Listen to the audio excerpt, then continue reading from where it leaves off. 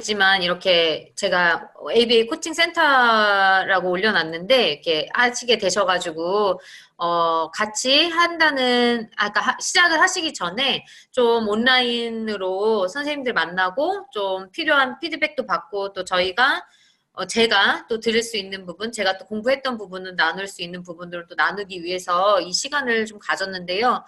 저는 아시는 분은 다 아시겠지만 간단하게 저는 2004년에 처음 나사렛 대학교 특수교육과 초등특수교육 입학을 했고요.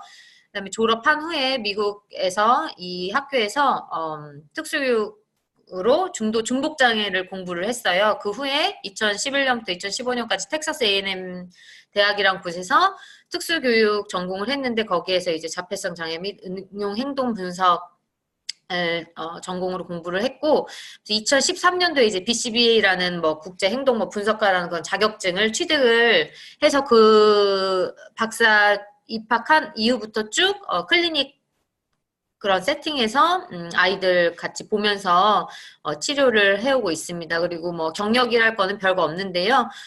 2015년부터 4년, 5년 동안 이제 일본 츠쿠바 대학이라는 곳에서 어떻게, 인간계 장애 과학료에서 특수교육과죠. 우리나라 말로 하면 조교수로 일을 했고, 또 아시는 분들은 아시겠지만 작년 10월에 아기를 낳으면서, 육아휴직 중에 있다가 이번 3월에 한국에 그냥 나와야겠다 생각을 해서 일을 정리를 하고, 나오면서 이제 김상민 선생님께서 운영을 하실 이제 센터에서 디렉터로 뭐 슈퍼바이저도 해드리고 같이 일을 할 거고요. 또 지금은 천안 백석대학교라는 곳에서 특수교육과에서 강의하고 있고, 또 경기도 교육청에서 긍정적 행동 지원 팀에서 이제 지원 멤버로 일을 하고 있습니다. 간단하게 그냥 제 소개고요. 별거 없어요. 그리고 이번 이제 온라인 강의 일정에 대해서 간단하게 말씀드릴 건데요. 코스명은 ABA 코칭센터 온라인 강의 1기고요. 또 2기는 이 기가 끝난 후에 이제 2기를 진행을 할 건데 일정은 매주 월요일이 아니고 매주 화요일이죠. 매주 화요일 오전 10시부터 11시 반까지 하고 그 후에 이제 30분 정도 질의응답 그 강의에 대해서 질의응답 시간을 가질 거고요. 첫 번째 유닛은 5월, 6월. 총 8회에 걸쳐서 할 거고 그 다음에는 이제 7, 8월에 걸쳐서 총 7회에 걸쳐서 두 번째 유닛을 진행할 것입니다. 그리고 방법은 온라인이고 나중에 좀 진행되면 말씀을 드리겠지만 이게 코스를 진행을 하다 보면 선생님들께서 좀 이런 부분은 같이 연습을 했으면 좋겠다라고 생각하시는 부분들이 있으실 거예요. 실질적으로. 그런 부분은 유닛이 진행됨에 따라서 우리가 스케줄을 좀 조절을 해서 한 번 정도는 대전 우리 센터에서 좀 만나서 같이 연습하고 또 실습하는 시간을 좀 가지려고 하거든요. 그래서 그거는 그 후에 추후에 공지를 하는 방향으로 하겠습니다. 그리고 수업 시간 뭐 1시간 반이고 강의 후 질의응답 시간 약 30분으로 해서 진행을 할 거고요.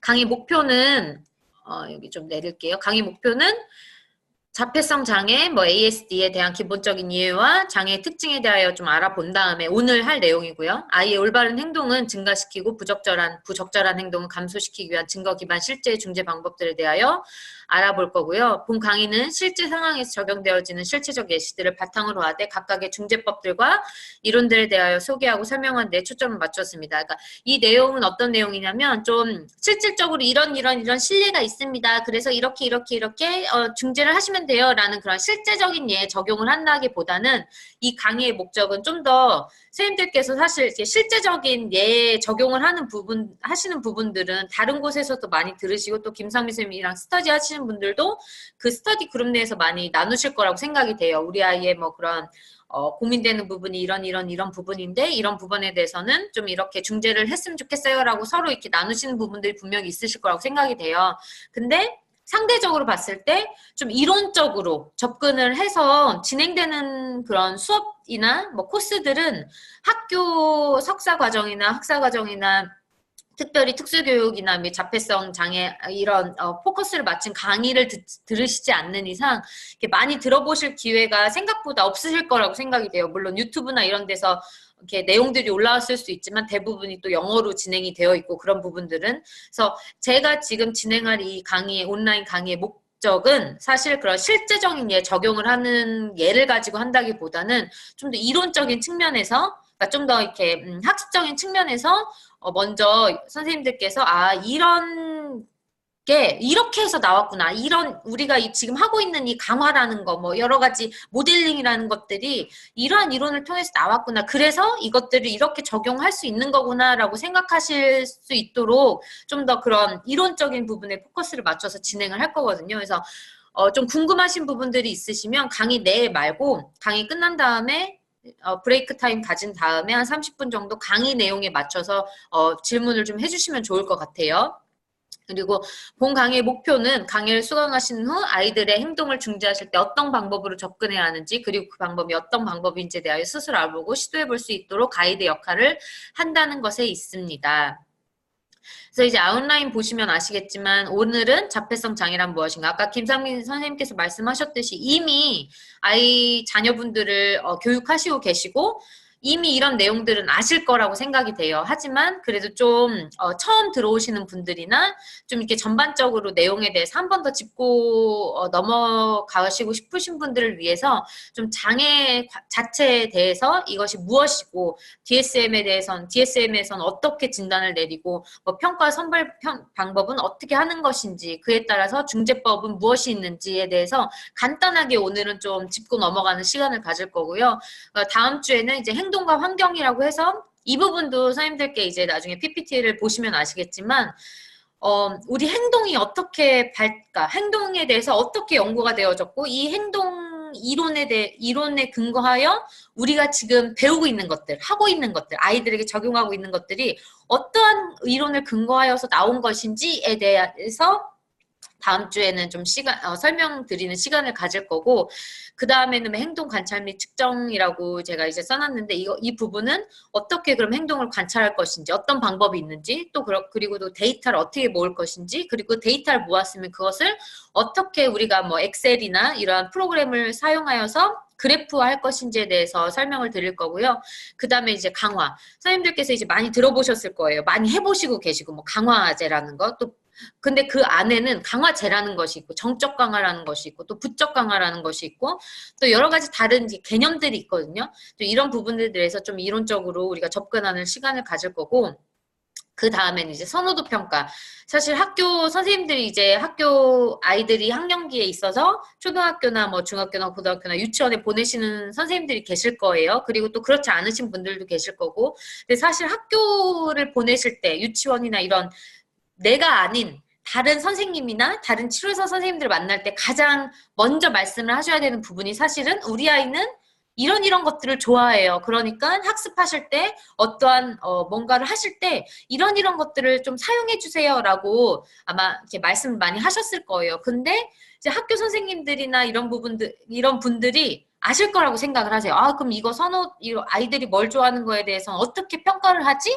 라고 분명히 아실 거라고 선생님들께서는 생각을 하실 수도 있으신데 막상 특수교사 선생님들이나 그러니까 통합학교 선생님들이나 치료 선생님들께 말씀을 드리면 그거 그냥 아이 뭐 좋아해요?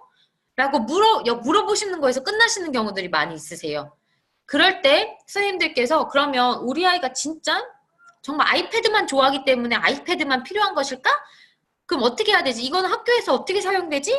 라고 생각을 많이 하시잖아요. 아이는 집에서 이런 것만 좋아하는데 그럼 이건 학교 생활에서 혹은 바깥 상황에서 이런 걸 사용할 수 없는데 그러면 우리 아이가 좋아하는 걸 어떻게 또 선별을 해야 되지? 라고 고민하시는 부분들이 있으실 거예요. 그리고 이 부분들을 학교 선생님들이나 치료 선생님들께 말씀드릴 때 그러면 어떻게 해야 되죠?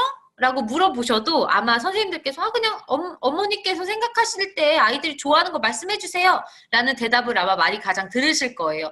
그러셨을 때 이 선호도 평가라는 부분이 좀 많이 사용되실 수 있을 것 같아요. 이 선호도를 어떻게 평가하고 어떻게 아이들의 선호를 파악하는 방법을 조금 아시면 선생님들께서도 집에서 활용하실 수 있으시고 또 아이들을 학교에 보내시거나 누군가에게 아이가 좋아하는 게 뭐예요? 라고 이렇게 질문을 받으셨을 때 이런 방법을 통해서 이렇게 하시는 게 있대요 라고 좀 이렇게 팁을 드릴 수 있을 것 같아서 제가 이 부분을 집어넣고요. 그 다음에 이제 기술 습득의 기본, 그리고 촉구와의 촉구 용암법, 뭐, 프롬프트라고 하죠. 이 부분과 또 개별 시도 교수 방법은 DTT라고 하죠. 이 부분에 대해서, 우리가 좀 이번 1기에서는, 첫 번째 유닛에서는 짚고 넘어가는 걸로 할 거고요.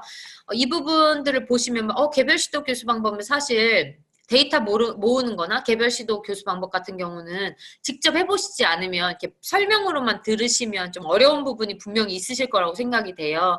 그래서 저희가 김상미 선생님이랑 한 5회나 6회 정도의 선생님들께 스케줄을 좀 맞춰 보실 수 있으시면 좀 맞는 날에 대전으로 오실 수 있는 선생님들께서 좀 같이 오셔서 이 부분들은 같이 연습하실 수 있는 시간을 좀 가지면 좋을 것 같아요. 그래서 저희가 5회나 6회 정도 진행이 될 때 그 스케줄이나 이런 부분에 대해서 한번 이렇게 여쭤보는 시간을 가지려고 할 계획입니다.